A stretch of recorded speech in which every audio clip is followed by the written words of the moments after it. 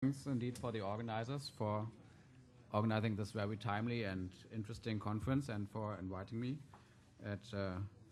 and for the quick organization because this was prepared at a very short notice. So I wanted to give you a short introduction into Russian and Chinese interest. Indeed, I was asked to give an introduction into this topic. And I want to confine myself to a few shorter remarks because I think we are running a bit out of time. But let me first highlight the structure of my presentation. First, I want to establish a frame of reference and want to ask the question what kind of export markets this gas could find in the region, because it's obviously important for defining the Russian interests.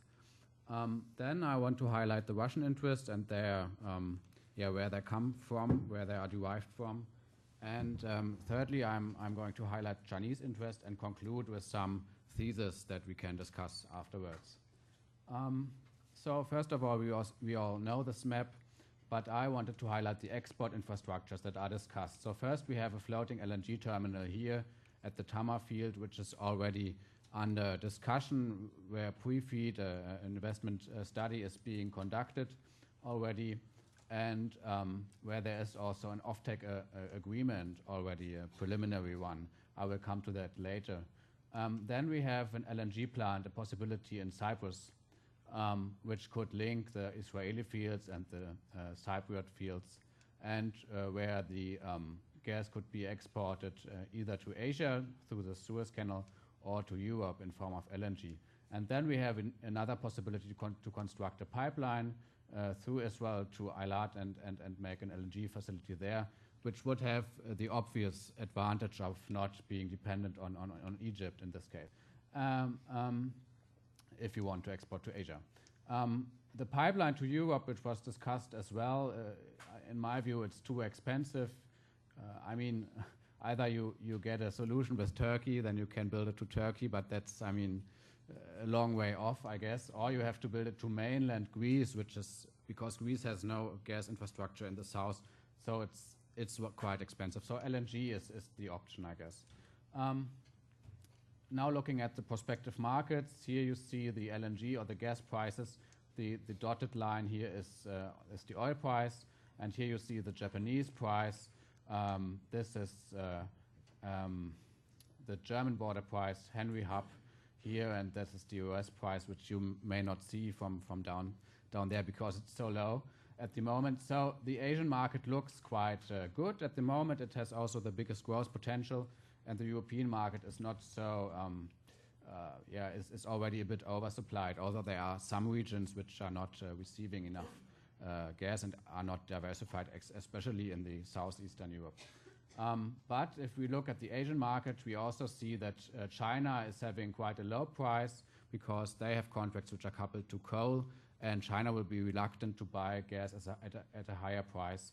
And it's only Japan and South Korea which are willing to pay higher prices for gas. And if we then factor in the fact that Australia will export more gas, that there may be LNG export from the US and also from Canada in the second half of this decade, then there may be the possibility that this market is also quite saturated in the future. So Asia looks good at the moment, but it may not be so in the future.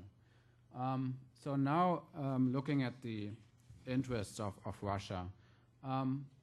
Here you see the regional breakdown of sales volume and revenue for Gazprom, which is the sole gas exporter. Sorry, I have to talk into the microphone. Here you see the volume of gas sold, which is over half of it is sold on the Russian market, but Russia gets over half of the revenues from the European market, where it sells less than a third of its gas. So the European market is the most important one for Gazprom, and that's why it wants to preserve this market and why it will not be interested in Israeli or Cypriot gas on this European market. So what does Russia do? Basically, Russia is supplying pipeline gas to Europe, so it is constructing new pipelines which have the advantage that you can tie in your consumers to supply contracts.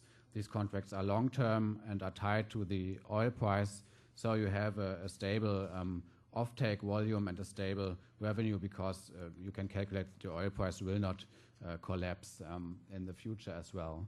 So if you have these pipelines like South Stream and Nord Stream, you can avoid competition because then you already have customers who invested into these pipelines and they will not be interested in investing in additional LNG facilities or something else.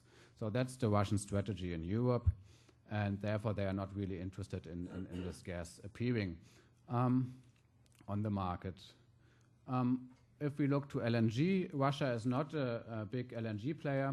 You barely see the LNG volumes up here, which are, you see the red ones are total exports and the blue one is LNG. They only have one LNG terminal, and they are not going to be a significant LNG player. The 7 biggest LNG players you see here, so they have, everyone has more than 20, or almost everyone has more than 20 BCM per year. So Russia has still a long way to go to reach this volume. Nevertheless, they realized that in Asia they have to be an LNG player, that they tried it with pipelines. They wanted to build a pipeline to South Korea, to Japan, to China, but it hasn't materialized so far.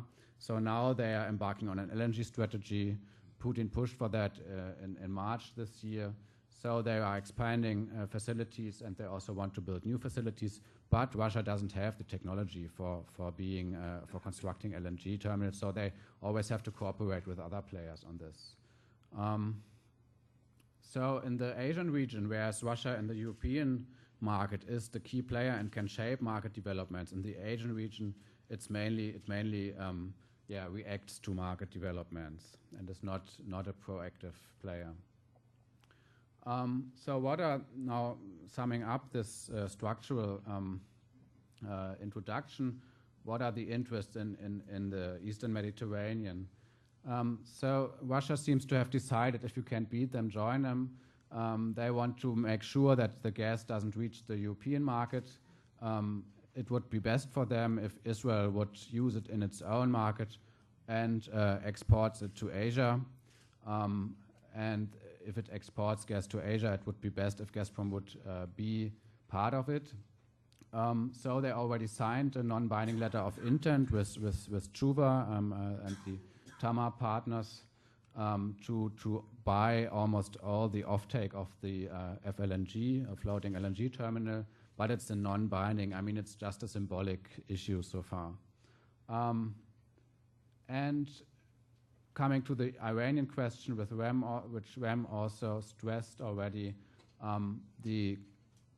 Russia is obviously a player in the region and is interested in the current stalemate to continue, but of course not to escalate. So the present situation is good for Russia because it adds a premium to the oil price, and they are quite dependent on this. What means of influence do they have?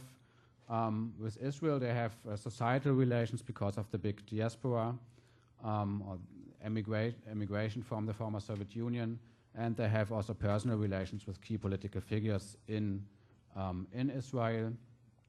They have strong economic and societal relations with Cyprus, and they have a competitive partnership with Turkey because Turkey is also a regional power, and it is dependent on Russian gas imports to a certain extent, and is a partner, but it also tries to be an energy corridor for Europe, as has been stressed before. So looking at the Cyprus issue more closely, here you see the loan has already been discussed, but it's also interesting that the more structural factors. Cyprus is the most important destination for Russian FDI, which is, most of it is of questionable origin and is invested in the Cyprus economy and is also round-tripped, which is coming back to Russia as inward FDI.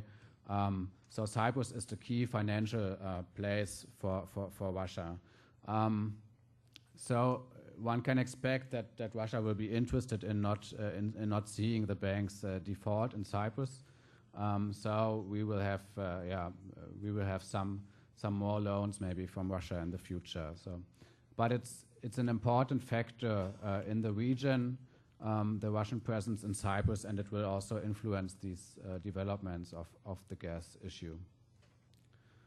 Coming to China, that's China is an energy importer. This graphic is taken from our Strategic Trends Yearbook from my article on unconventional resources. If you are interested, you can. I have some copies with me. So here you see that China is mainly dependent on, or not dependent, but mainly uses coal for its energy consumption, and gas is quite a minor slice of like 4 or 5%. So there's a huge growth possibility for gas and also for oil. So China is obviously interested in the region and in the developments here, but it's obviously a player which is more interested in oil supplies from the Middle East than in ramping up LNG imports, because as I said in the beginning, LNG is a bit too expensive for them at the moment. Also, you see that China is interested, or maybe you don't see it from downstairs, so I won't go into the details, but China is interested in diversification because it's mainly dependent on the Middle East for its oil supplies. So its interests are quite straightforward: to secure its rising demand for oil, diversify the supply relationships. It's also interested in technology acquisition. That's where I guess Israel comes in, and you had some interesting deals in the past which were vetoed by the US. But there are also other fields of technology, not only military technology, but also agricultural, where China is interested in Israel as a partner, and it wants to be perceived as an alternative to the US in the region. So it has strengthened its relationships with several suppliers, not only with Iran, but also with Saudi Arabia and other Arab monarchies. Its means of influence are less societal than in the Russian case. It's mainly the huge market attractiveness and the high readiness to spend for energy security, because it possesses cheap capital and is mainly interested in energy security. So let me now conclude with some theses. First of all, the gas export will mainly go to Asia, which is a win-win situation both for Israel and for Russia. So Israel can pursue good relations with Russia if it sells the gas to Asia, but if it would sell it to Europe, the situation would not be that comfortable. Oops, that was too fast. Sorry. Relations with Beijing. I think that the gas is not a good leverage towards Beijing, because the Iranian issue is more important for them to be partners with the Iranians, because the stakes are much higher. They have their own gas projects in Iran which they can pursue. So Israel cannot use the gas as a lever to get concessions from Beijing. That's at least my idea. We can discuss this if you want to. Now I'm hitting the wrong button. So prospect for cooperation with Cyprus has also already been highlighted. I see good prospects for cooperation, and this is the really bright spot that I'm seeing, the Israeli-Cyprus relations, which are improving quite a lot. So thank you.